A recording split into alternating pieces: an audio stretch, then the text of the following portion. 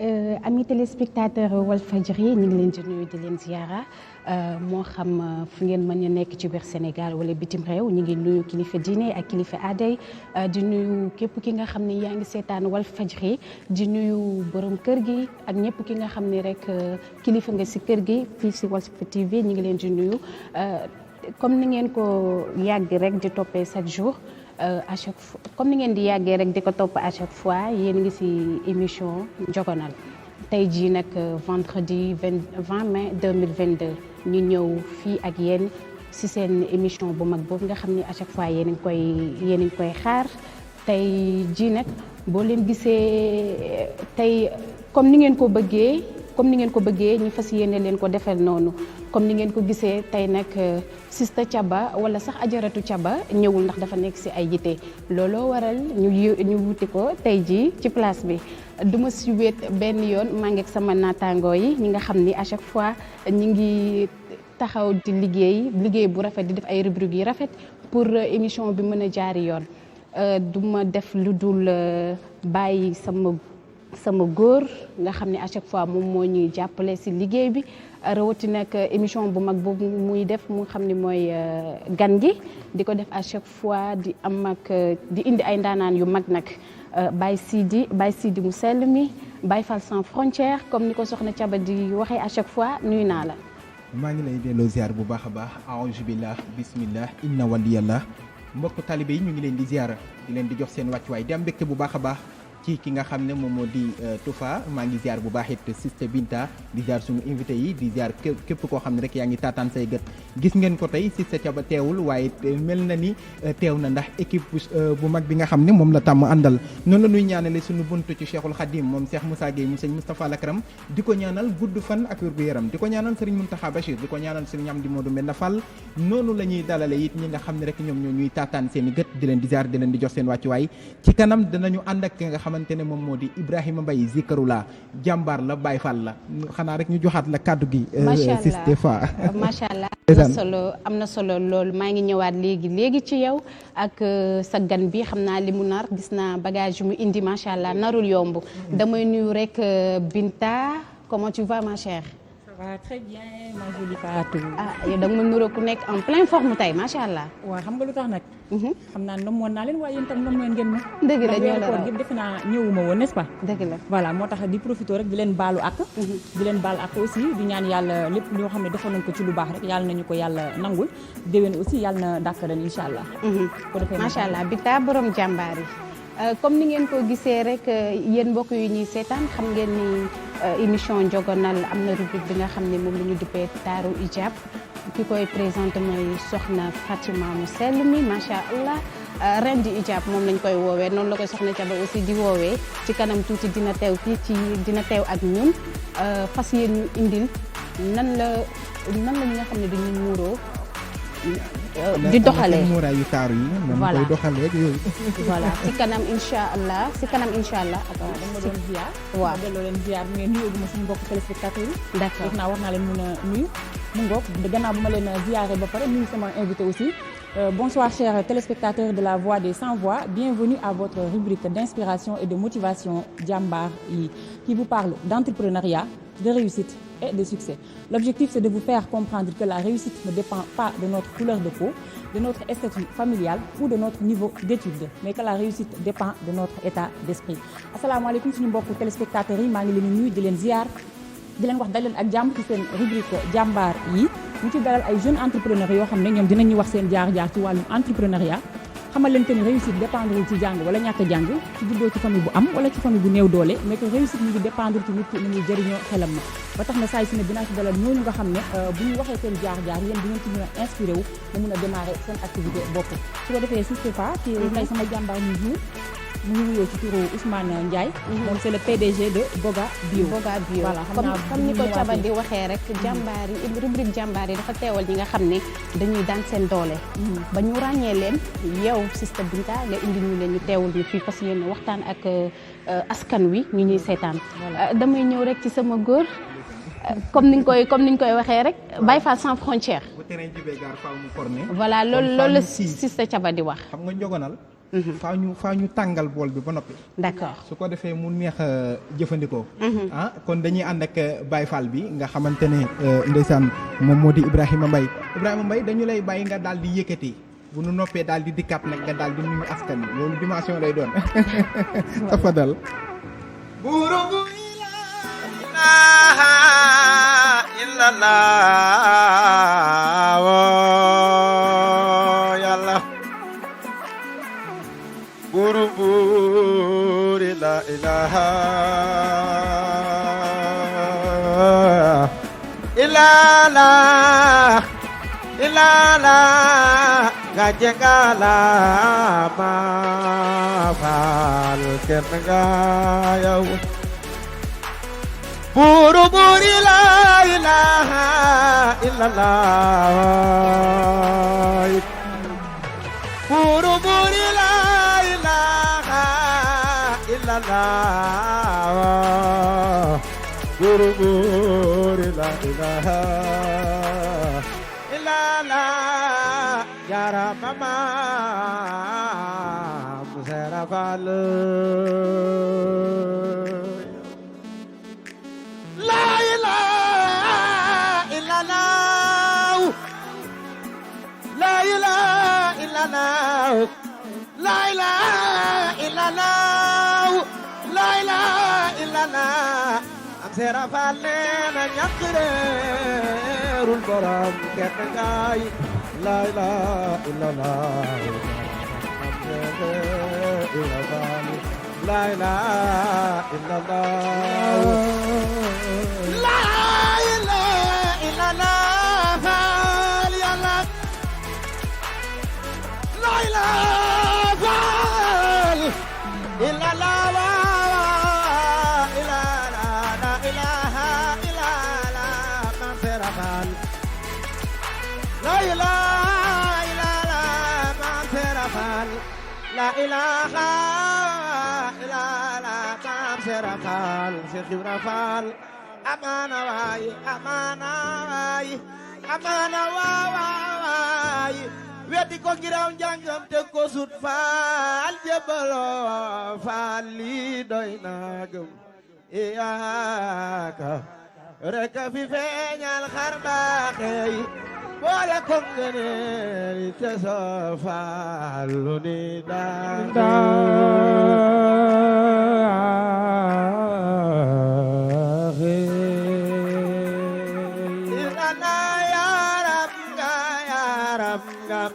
am sera faal yaram nga la ilaha faal ilala waaw yaram nga waaw am sera faal yaram nga la ilaha faal ilala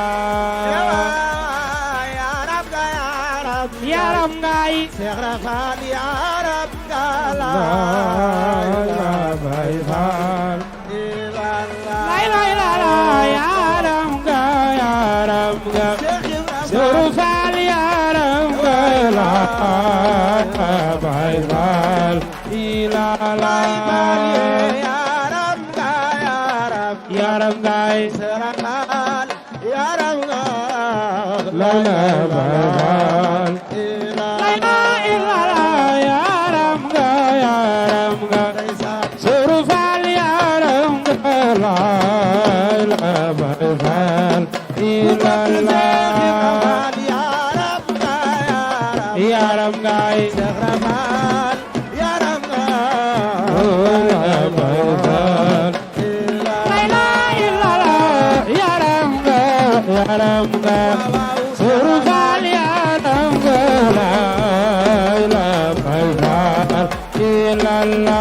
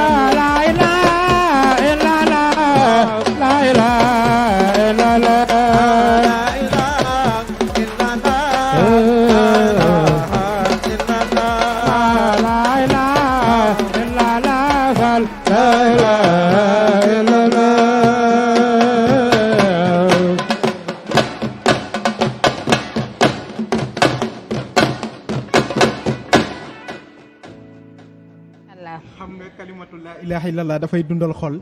kon gis nga ko dugg na waaye yëkkati kalimatu laa ilaaha illallah ñu ñaanal Serigne Amdi Modou Mbenda Fall yàgg fi loolu tend ak wér di ko ñaanal axlu paaleen gépp ñu bàyyi la nga doxal Sistefa le temps ñu ñëwaat. nuyoo bi am na solo loolu ñëpp kontaan nañ am nañu friction en même temps. damay bàyyi rek Binta yegg sa jàmbaar du jour ki nga xam ne mooy Ousmane Ndiaye nekk PDG bu Boga Bio en même temps n'est-ce pas? Voilà, c'est ça. D'accord. léegi bu élément bi paree rek. ñu xuus si gaaw wax avec la complicité de la régie Barke Sidio. D'accord nañ xooli élément bi te ñëw.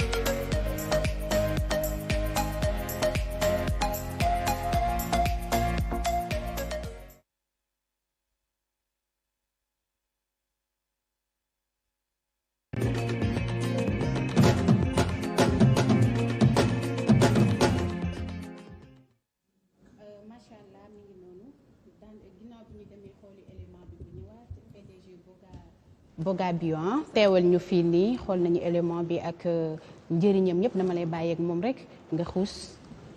mu ngoog su ko defee ma daal di nuyuwaat ki nga xam ne mooy sama invité Ousmane Ndiaye PDG de Boga Bio donc spécialisé dans les médecines dans la médecine traditionnelle c'est ça Ousmane. Effectivement, voilà su ko defee ma bàyyi la nga nuyu suñu mbokku téléspectateurs yi. waaw soxna Binta ñu ngi lay nuyu di nuyu waa Walfadjri di nuyu borom kër gi. di nuyu Baye Sidi di nekk sama wet soxna Fatou sama njóobeen bi xam naa ne li ñu waroon a lekk yëpp lekk na ko tey moom ñaari njóobeen ak suñu gan gu baax gi Cheikh Ibrahima di ko ziar bu baax ni mu duggee am na solo bu ko defee nag comme ni nga ko waxee rek ñun ñooy représenté man maay directeur général Boga Bio. Boga Bio mu ngoog donc Boga Bio déjà lu muy signifier. Boga Bio bon entreprise la boo xam ne day yëngu si médecine traditionnelle. bon si le nom bio rek da lay wax ni. te tout ce qui est naturel. nga xam ne c'est fait à base de plantes médicinales. mais nag suñu particularité mooy ñun garab yi sax Sénégal. te mag ñi daan ci faju ñun moom lañ jël. gëstu ci jàng ci def ci ay études. defal ko ay garab léegi nag di ko commercialiser. di ko commercialiser commencé faj ay nit aussi quoi. donc loolu mooy Boga Bio bi. voilà donc disons que ni ba tey rek lépp ci consommé local bi la. consommé effectivement comme que lépp fii lay jógee. voilà bëggoon naa xam kan mooy Ousmane Ousmane Ndiaye aussi. waaw Ousmane Ndiaye mooy wax ak yéen man maay wax yow man maa créé boîte bi. depuis yàgg na depuis ñun bi ñu nekkee xale yàlla daf ñu xeer ci médecine la ñu xam. depuis ñu nekk xale ci lañ nekk bi ñu jógee université bi ñu jógee Limamoulaye. université gëstu ci plante lañ doon gëstu. donc mu nekk gëstu boo xam ne bu yàgg la. dina ci def ay résultats yoo xamante ni dañ ko testé pendant des années bañ a yàkkamti nag. di ci faj ay nit ba am ay résultats. doog a nag commencé di def ndànk-ndànk bañ a yàkkamti aussi quoi. mais lépp lu ñuy def rek ñu ngi ko defee à base de plante médicinale yi nga xam ne ñu ngi saxee Sénégal. daw jëli jiwuñ dara fenn. yëpp fi la saxee quoi. d'accord idée bi fan la jógee maanaam nan la dikkee ba nga démarré ko. waaw idée bi ni mu dikkee comme ni ñu koy waxee rek comme que ñu ngi doon yëngu ci faj. dañoo amoon benn frotté bii nga xam ne day faj tout ce qui est douleur musculaire et articulaire maanaam ay yaram buy métti yooyu. frotté bi moom lañ tuddee woon Boga bio. d'accord Boga sama village yu maam la sama maam moo créé benn dëkk bu ñuy wax Boga. d'accord moo ko créé comme que cosaan la nag te cosaan la ñuy faj. ñu ne nañ delluwaat cosaan. d'accord ñu jël tëru dëkk ba muy Boga ñu tuddee ñu teg ci bio muy Boga bio. d'accord donc loolu moo indi kii bi bu ko defee nag. frotté bi la ñu tuddee woon Boga bio. mais ñu dem diw bopp bi ñu tuddee ko Boga princesse. donc waaye saabu bi ñu tuddee ko Boga savon. thé hémorroïde bi am na non pommade hémorroïde bi ñu tuddee ko Boga hémo. ainsi de suite donc waaye bu day mujj nekk benn gamme boo xam ni. tout c'est fait à base de plantes médicinales donc mu nekk société Boga bio. pour sama genre yi nga xam ne xamuñu dañuy dégg bio parfois dal leen si nax. nan la ñuy def pour ràññee ko carrément que li ñuy utiliser bio la. waaw non bio dafa naqaree am carrément. d'accord donc am na ñu naan la bio sax te fekk li ñuy def di bio. parce que lépp loo xam ne am na produit chimique rek nekkatul bio. léegi nag bi ñu commencé ci bi ñu koy bay. ça veut dire comme tey bu fekkee ay légumes la ñu ne la bio la. ça veut dire que foofu warut am engrais. warut am produit chimique warut am pesticide. warut am dara tout doit être naturel. donc bu fekkente ne ndox mi ndoxu yàlla la wala ndoxu robinet la wala ndoxu teen la. te ndox mi amul engrais lu dul ay fumier rek peut-être. loolu la ñuy wax bio nga xam ne amul benn produit chimique. loolu nag du gaañ kenn du defar kenn benn inconvénient. maanaam processus bi yëpp warul am loo xam ne dafa am produit chimique daal. waaw warul am produit chimique tout doit être bio. waaw pour être bio. d'accord donc warut am benn produit loo xamante ne c'est chimique. d'accord lan moo la motiver ba nga décider entreprendre. waaw li ma décidé mooy li ma motiver surtout mooy que ni état Sénégal boo leen di xaar doo dem. te Sénégal dañoo am capacité yoo xam ne ñun dañoo war a defar Sénégal. ba dootuñu importer mais dañuy exporter. d'accord comprendre te loolu moo nekk suñu objectif. que ce soit sur l'agriculture. que ce soit sur l'élevage que ce soit sur la médecine. yëpp compétence yi mi ngi fi. domaine yi mi ngi fi connaissance bi mi ngi fi nit ñi xam-xam bi mi ngi fi. mais ce qui reste mooy exploitation bi moo des. d'accord ba ci des mooy dañu gëmul suñu bopp. gëmuñu suñu bopp mooy tey lépp loo xamante ni maladie la feebar la dañ koy faj. waaw man clients yi ma am yu nekk Europe yëpp. dañuy jël produit bio yi. te dafa naa faj foofu la gën a baaxee. kon donc ñoom bu ñu retourné ñëwaat ci ñun ñu leen di faj. donc ñun ñu nekk fi tamit war nañoo gëm suñu bopp. donc loolu moo ñu motiver ba nga xamante ni bëgg nañ daal Sénégal moom feebar dootu fi bari duñu sax feebar du fi am mais feebar dootu fi bari. donc bu ñu dee jël consommé local bi. ak connaissance bi defe naa dinañ mën a dem bu baax. dëgg la Baye Sidi ndax dañu ne feebar. ñu gis ne da ngay joxe ay garab extérieur tey ñun ñu bari ñuy tawat di dem extérieur kon est-ce que laajul kon ñii dem extérieur bàyyi xel ne garab yi ñuy wuti am na yu gën yu nekk ci réew mi. dëgg la Baye Cheikh effectivement xam nga temps yi dafa am benn koo xam ne léegi sax mi ngi ma doon woo dama ko traité diabète bi mu demee Europe médecin bi ko suivre xool ko ni ko sa sucre normal na moom sax parvenu gënu ko ni ko nag numéro kii bu diabète bi bu jéegaatul sa numéro waa ji mooy kii lay faj na nga ma jox numéro am te na nga continuer garab bi c'est un médecin tubaab moo ko wax ça veut dire bu doon ñun Sénégal dañ daan la non garab yi baaxul ainsi de suite te on a des résultats avérés mën nañ la jox ay preuves yoo xamante ne faj nañ ci ay nit ba ñu wér ci diabète mais suñu problème mooy ñun dañoo gëmul suñu bopp mais lépp mën nañ ko la nature nous a tout donné surtout Sénégal fii am nañu lépp mën kon ndaw ñi jarul ñuy génn di dem feneen jaru ko juste nañ gëm suñu bopp rek d'accord soit bu leen état jàppale baax na bu leen ci jàppalewul tamit nga nekk ci parce que tamit il faut persévérer pour affaire yi mën a nekk day metti sëñ Ibrahima loo xalaat ci bio Boga bio waaw xanaa di rafetlu rek liggéey bi ndax surtout li mu wax ne liggéey bi ñu ngi ko tënk ci meññeef yi nga xam ne dañuy sax ci réew mi te ñun loolu daf noo amal solo lool di ko ci encourager rek te ñaan ñëpp jàppale ko ci surtout nag état bi waaw danoo war a di jàppale genre yi nga xam ne danoo ci réew mi leen juddoo yaroo fi jànge fi bëgg fas yéenee tekki ci biir dëkk bi ñu dañ leen a war a soutenir bu baax a baax. d'accord macha allah am na solo loolu. Voilà. Binta dama lay bàyyi nag. nga tàggatoo ak moom jox ko ñu joxante dig daje rek ba beneen mais tu vas rester avec nous. voilà Diop njaayeen bi moom il faut mu génn plateau bi moom vraiment. voilà nee naa ko njaayeen comme ni ko ak Diop ay kal la baax ñu waxee déjà day wane que ni mooy li nga wax rek ñun on a des ressources. maanaam on a des matières premières. on a tout ici. donc am nañ lépp loo xam ne buñ fi toogee exploité ko du jar ñuy uti ji leneen feneen comme ni ma koy waxee. léegi ci kaw feebar yooyu faat nga baal ma parce que ñëwagul déjà ci feebar yi te defe naa ni comme que émission bi commerciale la. dafa fay aussi pour mun a def genre pub. voilà nga may ko rek nga baal ko may ko rek comme ça mu wax yan feebar lay faj mun a tam joxe numéro téléphone am. d'accord amul problème ñu def ko en grosso modo rek. li ñuy wax rek mooy que ne dafa am loo xamante ni bu amee dañ koy exploité. d'accord am na ñoo xamante ni tey ñi ngi am diabète te ñun ñu ngi faj diabète te ñu bëri am na ñoo xam ne am nañ gis nañ ci résultat donc am nañ tee diabète am nañ tee hémorroïde am nañ pommade hémorroïde interne externe am nañ les hépatite A ak B dañ koy faj l'impuissance sexuelle mi ngi nii ñu bëri xam nañ ko ñu bëri xam nañ garab yi wàllu ngóora ñu wàccu ngóora ak ñi nga xamante ne dañu amee estomac ak yu demee noonu te c'est yoo xamante ni c'est avéré ak tout ce qui est douleur musculaire et articulaire ay pommade ay diw bopp yëpp dañ koy defar c'est à base de plante donc ñun ñoo ngi Kër Massar clinique ba fa la nekk ku ñu soxla boo ñu woowee suñu numéro rek 77 536 83 85 di ñu jot incha allah incha allah rabbi ñu bàyyi la nga tàggatoo njaayeen bi. waaw li ñuy man la tàggatoo bëgg rek sax sant lay Diop. mais moom ci biir tàggatoo mi dama koy laajaale. lan lay dénk askan wi. ci nan lañ war a mën a doxalee ci seen xeetu wér-gu-yaram. non ci seen xeetu wér-gu-yaram toujours ñu ngi koy wax ça veut dire que l'alimentation d'abord. donc li ñuy lekk foog ñu xoolaat ko. donc l'alimentation dafa war a nekk suñu premier médicament.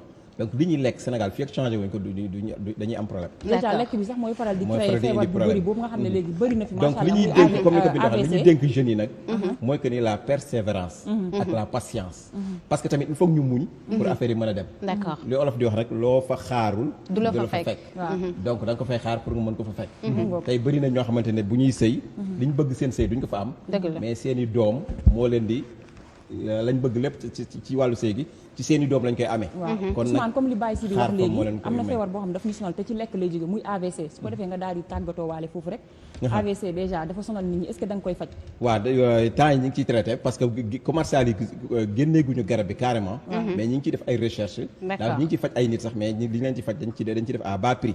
nga xamante ni dañ leen ciy faj léegi bu ñu demee nag ñun ba am 100 personnes yoo xam ne faj na leen te kenn xamul ni ñun ñoo leen faj. ñu doog commencé nag commercialiser suñuy produits ñun noonu la ñuy def mais duñ ñëw rek ni dañ koy faj mais ñu ngi ciy faj ay nit nag ñi nga xamante ni début bi la même keroog maa ngi ciy wax ak waa ji ma ko seqal ñi nga xamante ni xaw nañoo yàgg AVC sax traitement bi day xaw a yàgg mais yëpp ñi ngi ci moo tax étude lay laaj moo tax sama cabinet man par lu ci bëri par rendez-vous laay jël parce que recherche yi moom mu ëppal importance que nit ñi di la rang ngay kii yooyu ça n'a pas d'importance mais ce qui est important c'est l'avenir li reste mooy que ni il y a d'autres maladies yi nga xamante ni amaguñu ñu koy faj te ñun war nañoo mën a am résultat yi ba dañ ko mën a seet am naa ay tubaab yoo xam ne ñoo ñu ngi ma boole ak ñoom te ñoom hépatite la ñuy faj aussi te Gambien yu bëri ñoo leen jox sama numéro ni dem leen Sénégal ñu faj leen hépatite te pourtant ñu bëri dañuy wax ne mënuñu ko faj donc toutes les maladies sont guérissables. Merci beaucoup merci beaucoup kontaan nañu vraiment ànd ak yow borom Boga Bio yàlla na yàlla mottali lépp léegi dañuy ñëw rek suñu ibaadu bi suñu ibaadu bi ñaawul doo ñëw nga yéeg nànk nga ñëw toog il faut da nga bëgg ma jëlsi la déedéet loolu moom mënuma ko tey moom du ma la jëlsi mais Toufa tey dafa def gris bu rafet bu yaañ bu yaatu Binta ñëw ne ko danduma dëgg la jaune noir taxi monsieur Ba moom xam naa ne monsieur Diop xam naa ne fi mu ne nii njóobeen gi moom mënatul wax xam naa njóobeen ni ñu kii leen rek voilà balaa loolu dañuy bàyyi suñu invité gan gi mu daal di nuyoo ndax xam naa ne moom yaramam dafa tàng tey moom yaram ji dafa tàng Khalil xanaa ñu bàyyi la nga nuyoo nuyoog Sénégal salaamaaleykum Sidi maa ngi lay nuyu di nuyu sama jigéen bi ndeysaan ak di nuyu ñi nga xam ne ñoom la ñu bokkal plateau bi ñëpp waaye noo ngi nuyu sénégalais yi nga xam ne ñu ngi ñuy seetaan ci biir réew mi ak fépp ci diaspora bi rek di siyaare bu baax sunu waajur wi nga xam ne moom la ñu bàyyi ca kër ga muy soxna aji ñi nga xam ne moom la ñu desee ci kaw suuf ndeysaan na fi yàgg di ko ñaanal sama borom yàggal ko fi allahumma amin di nuyu sunu sang ba nga xam ne ma nga ca Paris di Serigne Dame Diouf Lambaye ndeysaan ci borom Lambaye surtout Serigne Thierno Diouf Lambaye nu koy ñaanal bu baax gudd fan ak wér. ndeysaan di nuyu waa Fass Mbao ak Kër Massar ak Yëmbal ak yépp li ko wër rek ak Daaru Salaam ga nga xam ne wax dëgg yàlla fa la nu cosaanoo ndax sunuy waajur amuñu fu dul